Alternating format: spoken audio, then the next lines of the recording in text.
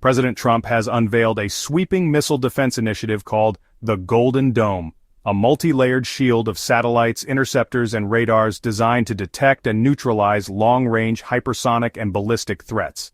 Reports suggest the project could cost as much as $175 billion, according to White House estimates, or more than $542 billion over 2 decades based on Congressional Budget Office projection.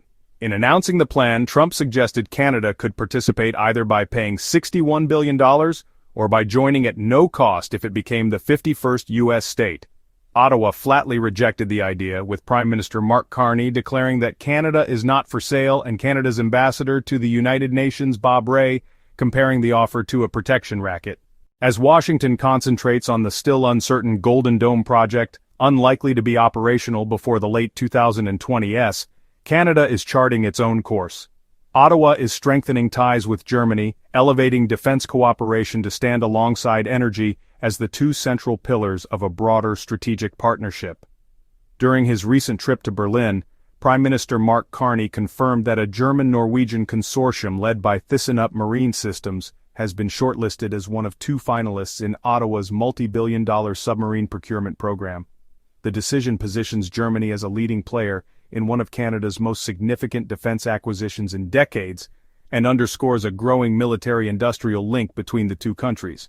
The submarine talks come as Carney seeks to deepen ties with Berlin beyond NATO commitments. Canadian officials noted that the defense collaboration complements new agreements on critical minerals and hydrogen supply chains, as well as discussions around energy security. German Chancellor Friedrich Merz welcomed the expanded scope of the partnership, stressing that Germany views Canada as a reliable long-term partner at a time of heightened geopolitical risk. Canada's decision to shortlist a German-Norwegian bid for its new submarine fleet is more than a procurement update. It represents a striking departure from historical patterns in Canadian defense acquisitions, particularly undersea warfare. Since the Second World War, Canada's naval posture has been shaped by its North Atlantic role and by its close defense ties with the United States and the United Kingdom. During the Battle of the Atlantic, Canadian warships escorted convoys against German U-boat, building a naval identity rooted in anti-submarine warfare. That legacy was institutionalized in 1940 with the Ogdensburg Agreement, which created the Permanent Joint Board on Defense and bound Canada and the U.S. into a continental security framework that has endured through NORAD and NATO. For decades, Canadian procurement decisions were strongly influenced by North American partners, often leading Ottawa to source major platforms from allies within that framework. Canada's submarine fleet, however, has always been an exception, marked by dependence on foreign suppliers. In the 1960s, Canada acquired 3 British Oberon-class submarines, which became the backbone of its undersea force for more than 3 decades. When those boats reached the end of their service lives, Ottawa again turned to the United Kingdom, purchasing 4 second-hand Upholder-class submarines in the late 1990s.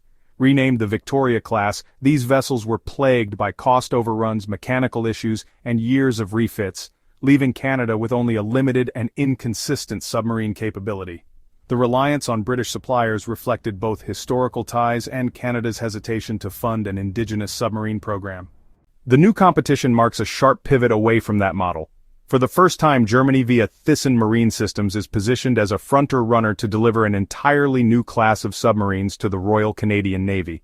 The German-Norwegian Type 212 design offers modern air-independent propulsion and proven Arctic performance, features absent from the British designs Canada has relied on. Energy remains central to the relationship. Ottawa has launched negotiations with German buyers on transatlantic LNG supply, a marked shift from the Trudeau government's West Coast focus.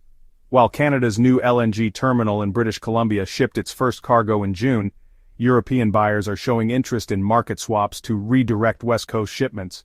Carney, however, has made clear that his government intends to build East Coast capacity, pledging billions of dollars for port infrastructure in Montreal, Churchill, and other sites to enable direct shipments across the Atlantic. Canada's latest moves in the liquefied natural gas LNG market a significant shift in its long-standing energy relationship with the United States. For decades, the United States has been the near-exclusive destination for Canadian oil and natural gas exports. In 2023, almost 100% of Canada's 3.1 trillion cubic feet of exported natural gas went south of the border, averaging 8.8 billion cubic feet per day, the highest level since 2010. On the oil side, Canada supplied about 4.1 million barrels per day of crude to the United States in 2024, making it America's largest foreign supplier and a critical source of the heavy crude that many U.S. Midwest and Gulf Coast refineries are specifically designed to process.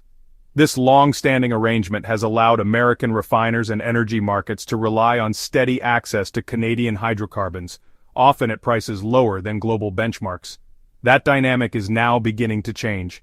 In June 2025, the LNG Canada project in Kittat, British Columbia, shipped its first cargo of LNG, opening a long-sought Pacific outlet that enables Canadian producers to reach markets in Asia. At the same time, European buyers, particularly in Germany, are signaling interest in Canadian LNG through market swap arrangements, which would allow cargoes leaving Canada's west coast to be redirected toward Europe.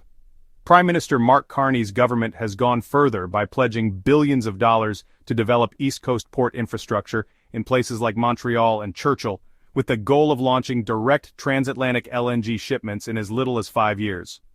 These steps represent a deliberate strategy to diversify export markets and reduce Canada's near-total reliance on the United States.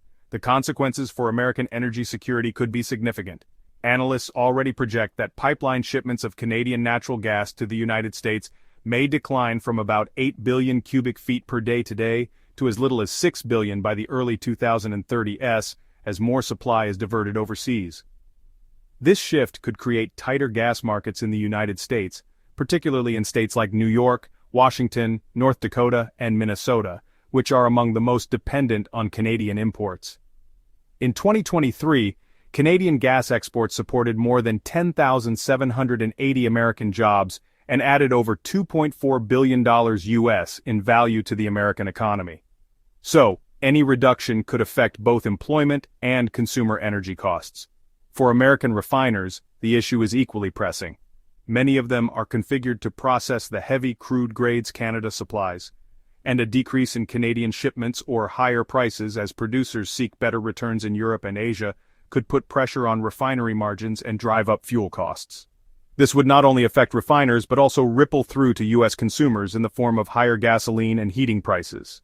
At the same time, Canada's diversification strategy gives Ottawa new geopolitical leverage. By opening channels to Europe and Asia, Canada is aligning itself with allies seeking alternatives to Russian gas and positioning itself as a more global energy player. For the United States, the change means it can no longer assume privileged access to Canadian energy at favorable terms, potentially complicating energy security planning and trade negotiations. In short, Canada's pivot toward transatlantic and Pacific LNG exports signals the end of the United States' near-exclusive grip on Canadian energy supplies. While this enhances Canada's global influence and economic opportunities, it introduces new challenges for American refineries in gas-dependent states, which may soon face tighter supplies and higher costs as Canada courts new customers abroad. That's all for this video. Thank you for watching. As an independent channel, we don't have corporate backing. We rely on your support to keep going. If you found this video valuable, please give it a thumbs up and leave a comment below. It really helps more people find our work. Thank you so much for being part of our community. Check out the next video on your screen. We picked it just for you.